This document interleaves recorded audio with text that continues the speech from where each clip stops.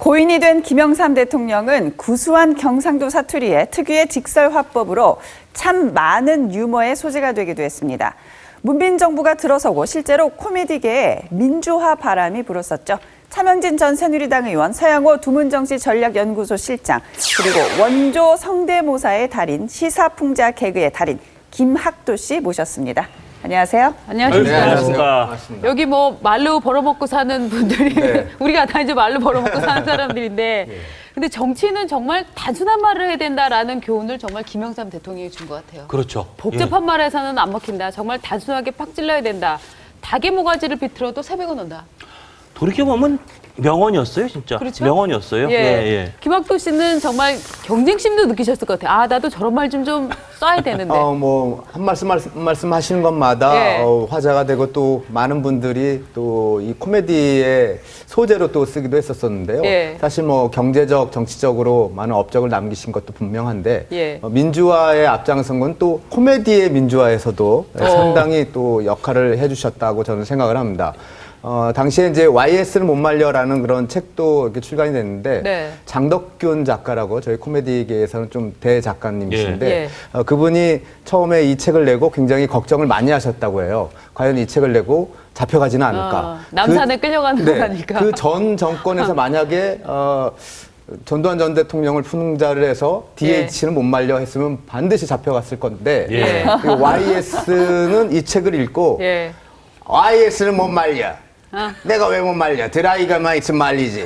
이 책 재밌고만 해서 뭐 내도 뭐 풍자해도 괜찮아. 뭐 이렇게 말씀을 해주셨기 때문에 예. 저희 그 코미디언들도 예. YS 풍자를 상당히 많이 했던 기억이 납니다. 예. 어떻게 보면 그 당시가 지금이나 얼마 전에 비해서 훨씬 그런 시사풍자 코미디가 만개했던 그렇죠. 그런 시대였던 예. 것 같아요. 예. 새로운 그 물꼬를 트게 해주신 분이시라고 예. 저는 생각을 하죠. YS는 역시 그 말로 참 유명한데요. 그 저희가 화제의 말을 좀 모아봤는데요. 그렇죠. 네. 조금 전에 말씀하셨던 저기 1979년에 닭의 모가지, 네. 닭의 모가지를 비틀어도 이런 새벽은 쪽으로 오고야만. 그 당시 좀 젊으셨기 때문에 네. 닭의 모가지를 비틀어도 새벽은 오고야 맙니다, 여러분. 잘하십니다, 역시. 그러셨죠? 어째 이런 일이? 저기 살짝 이제 이렇게 최영호 총장 아들이 대부정에 그러네요. 연루됐다 하는 아, 이제 검찰 수사가 나오고 나서 이제는 참 너무나 범용으로 쓰고 있는 저 말도 김영삼 예. 전 대통령 고인께서 그 지적재산권을 갖고 계셨군요. 그렇죠. 예, 상당히 많은 분들이 저 말을 따라했었죠. 네. 개가 짖어도 기차는 달리는 것입니다, 여러분.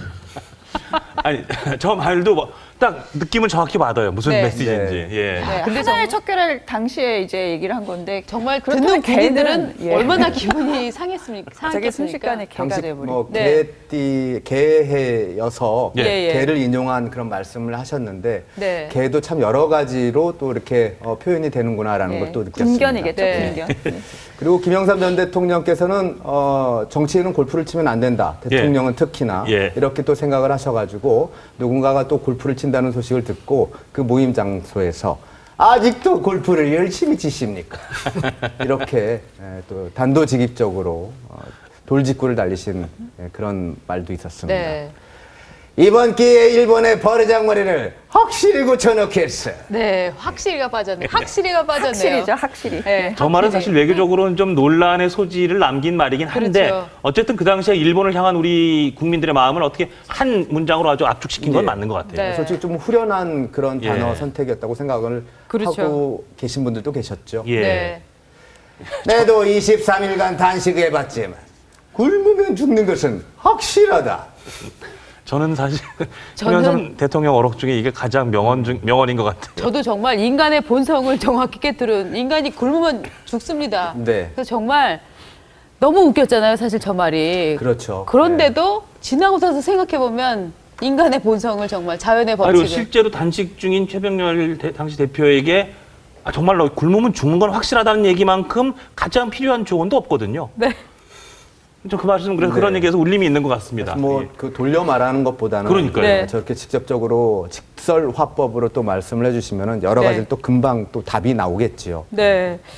저 이게 돌려하는 스타일은 절대로 이제 김영삼 대통령은 우회적인 말은 못한다라는 게 이제 일반적인 얘기인데 정치도 이렇게 단독직입적으로 했다라고 봐야 됩니까? 사용호 시장님? 네, 그렇죠. 뭐 뭐니 뭐니 해도 유신 독재와 전두환 노태우로 이어지는 그 군인들의 무인 네. 통치에 대해서는 아주 병적일 정도로 알레르기를 일으키면서 싸우셨고요. 특히 뭐 잘 아시다시피 하나회를 척결해서 네. 그 집권하자마자 척결할 때 참모들이 다 와서 말리고 할 때 그랬다면서요? 강행했고 그리고 나서 발표한 다음에 전격적으로 발표한 다음에 참모들한테 했던 유명한 말 있지 않습니까? 너희도 놀랬나? 그런 식으로 그 군의 정치 개입에 대한 문제, 예. 문민정부라고 하는 확고한 신념만큼은 그 김영삼 전 대통령의 업적이 아닌가. 단호한 그때 하나회 그 딱 숙청할 때 그 당시를 회고하는 김영삼 대통령 생전의 말씀을 들어보니까 나는 대통령 그렇게 더럽게 안 한다. 그러니까 정치 군인들과 하나회와 타협해서 그렇게 더럽게 안 한다. 이게 뭐 좌고 우면이 없습니다. 정확히 직선처럼 폐부를 찌르는 말씀을 하셨더라고요. 그렇죠. 그 김영삼 대통령이 가장 즐겨 썼던 말이 야당 총재 시절도 그렇고 대통령이 되어서 그렇고 대도무문. 예. 네, 그래서 거침없이 자기 소신들을 개혁 정치를 해나가는 데 있어서는 뭐 타의 추종을 불허하는 분이 아니셨던가 생각이 됩니다.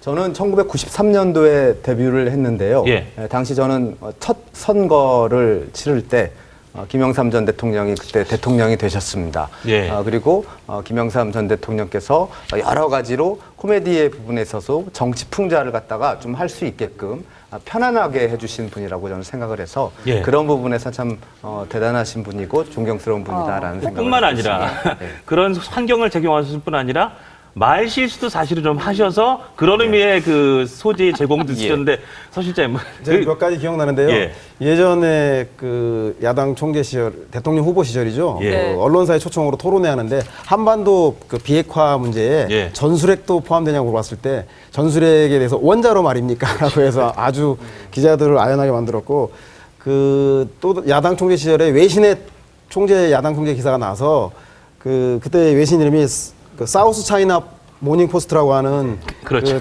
언론인데 내 사우나 신문에 내놨다라고 해서 기자들이 박장대소를 했다 그러고 일본의 유명한 뇌물 스캔들인 리크루트 스캔들에 대해서 네. 요크루트 스캔들이라고 하셔서 그런 많은 실수를 남기셨는데 밉지 않은 실수였던 것 같습니다. 예. 그리고 그, 특히나 예. 이 경상도 분들이 복모음 발음 못하는 것 때문에 관광도시를 네. 강간도시라고 발음을 하신 것도 정말 워낙 임팩트가 강하죠. 네. 전직 대통령 뭐 성대모사를 쭉 이렇게 코미디 소재를 이렇게 쭉 하면서 쓸 때가 있는데요.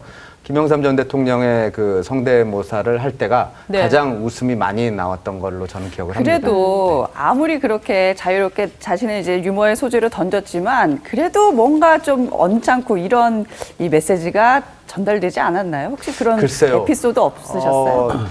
코미디를 하는 데 있어서 가장 중요한 건 웃음이라는 생각을 당시 대통령께서도 하셨던 걸로 생각이 돼요.